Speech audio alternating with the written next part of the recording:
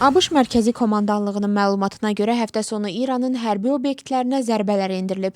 İran İslam İnqilabı Keşikçiləri Korpusu isə cavab olaraq ABŞ-ın hərbi bazarlarından birinə hücum etdiyini açıqlayıb. Mərkəzi Komandanlıq bildirir ki, əməliyyat İran tərəfindən Amerika pilotsuz uçuş aparatının vurulmasına cavab olaraq həyata keçirilib. Daha sonra İran İslam İnqilabı Keşikçiləri Korpusu bəyan edib ki, ABŞ-ın Cənubi İrana hücumlar üçün istifadə etdiyi hava bazasını hədəfə alıb. Lakin söhbətin hansı bazadan getdiyi açıqlanmayıb. ABŞ dövlət katibi İsrail və Livan arasında diplomatik danışıqlarla bağlı Livan prezidenti və İsrailin baş naziri ilə telefon danışığı aparıb. Medianın məlumatına görə Marco Rubio Livan prezidenti Joseph Aoun və İsrailin baş naziri Benjamin Netanyahuya təklif edib ki, ilk addım olaraq Hizbullah İsrailə qarşı bütün hücumları dayandırsın.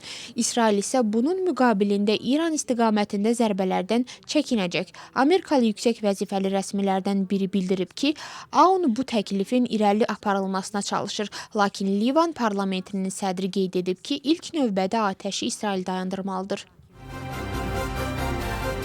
Maltanın hakim Leyborist partiyası parlament seçkilərində ardıcıl 4-cü dəfə qələbə qazanıb. Ölkənin mərkəzi seçki komissiyasının məlumatına görə növbədən kənar seçkilərdə partiya səslərin 51,77%-ni toplayıb. Maltanın baş naziri Robert Abela bugün and içərək yeni hökumətin fəaliyyətinə başlayacaq. Xatırladaq ki, Abela ötən il növbədən kənar seçkilərin keçirilməsini elan etmişdi. Buna səbəb kimi qeyri-müəyyən beynəlxalq vəziyyətin yaratdığı çağırışlar göstərilmişdi. Ruhi Respublika xəstəxanasında pediatriya şöbəsi istifadəyə verilib. Burada müasir diaqnostika, laborator müayinələr, kompüter tomografiyası və maqnit rezonans görüntüləmə xidmətləri göstərilir. Avadanlıqlar uşaqların ehtiyaclarına uyğunlaşdırılıb. Səhiyyə naziri bildirib ki, klinika regionda və işğaldan azad edilmiş ərazilərdə yaşayan uşaqlara yüksək səviyyəli tibbi xidmət göstərəcək. Yaxın gələcəkdə isə uşaq reanimasiyası və cərrahiyyə şöbələrinin açılması planlaşdırılır. Bugün Beynəlxalq Uşaqların Müdafiəsi gündür. Bu münasibətlə Gürcüstanın müxtəlif bölgələrində çoxsaylı tədbirlər və mədəni proqramlar təşkil olunur. Tatminda parkının mərkəzi meydanında bayram proqramı saat 22:00-dək davam edəcək. Xüsusi ayrılmış məkanlarda uşaqlar üçün konsertlər, animator və illüzyonistlərin çıxışları, dramerlərin şouları və əyləncəli oyunlar keçiriləcək. Əyləncə proqramları ilə yanaşı funikulyorun yuxarı stansiyasında yerli sahibkarların məhsullarından ibarət sərgi satış təşkil olunacaq. Xuçek Kvaratskhelia Çempionlar Liqasının ən yaxşı oyuncusu seçilib. Çempion komanda Parisdə azərkeşlər tərəfindən böyük coşqu ilə qarşılanıb. Kvaratskhelia bu mövsüm turnirdə 10 gol vurub və 6 məhsuldar ötürmə edib.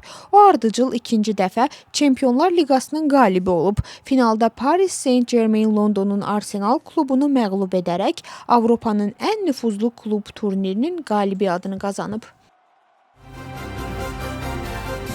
Dairəvi yarışlar üzrə milli çempionat Rustavi Beynəlxalq Avtodromunda keçirilib. Turnirdə 24 yarışçı iştirak edib və ilk yarışın qalibi Sandro Tavartkiladze olub. Çempionatın məqsədi avtosportun inkişafı və təbliğidir. Tədbir dövlət himninin səsləndirməsi ilə açılıb. Nifrət nitqinə qarşı mübarizə aparacaq yeni yaradılmış idarə bugündən fəaliyyətə başlayır. Qurum Daxili İşlər Nazirliyinin İnsan Hüquqlarının Müdafiəsi Departamentinə tabedir.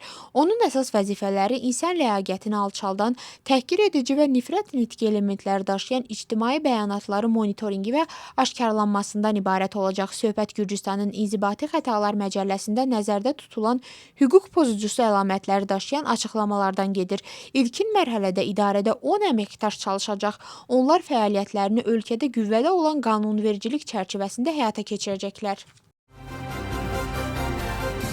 Daxili İşlər Naziri bildirib ki, dövlət Qoridə baş vermiş zorakılıq faktı ilə bağlı mövqeyini aydın şəkildə ortaya qoyub. Onun sözlərinə görə hadisə ağır insidentdir.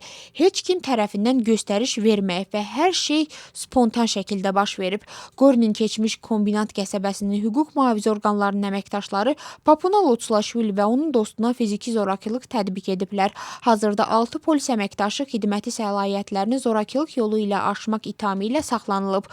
Bu cinayətə görə 5 ildən 8 ilədək azadlıqdan məhrum etmə cəzası nəzərdə tutulur. Eyni zamanda Papuna Lotsulaşvili barəsində də polis əməkdaşlarına qarşı zorakılıq maddəsi ilə istintaq aparılır.